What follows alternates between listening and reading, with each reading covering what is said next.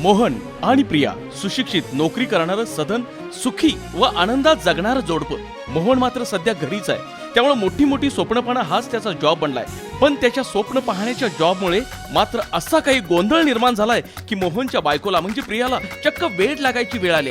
अहो इतकंच नव्हे तर या स्वप्नांमुळे त्यांची शेजारी, बॉस, कॉलनी, पोलीस, शहर प्रशासन अगदी सगळेच्या सगळे हैराण झाले. पण हे सगळे एकाच वेळी का हैराण झाले असावे? मग अशी कोणती स्वप्न मोहनने पाहिली? त्या स्वप्नांमुळे कोण हरलं, कोण जिंकलं, कोण हसलं आणि कोण फसलं, कोणाला विचार करायला भाग पडलं, हे जाणून घ्यायचं असेल तर पाहावं लागेल फिनिक्स क्रिएशन्स निर्मित आणि प्रस्तुत अपना सपना फनी फनी. रसिक प्रेक्षक, परीक्षक आणि मीडियाच्या कौतुकास पात्र ठरलेलं नवकोर नाटक फिनिक्स क्रिएशन्स प्रस्तुत आणि निर्मित संजय मोहिते दिग्दर्शित अपना सपना फनी फनी. अपना सपना तो बस फनी फनी. दिसतं तसं नसतं म्हणून जग हसतं. अपना सपना तो बस फनी फनी.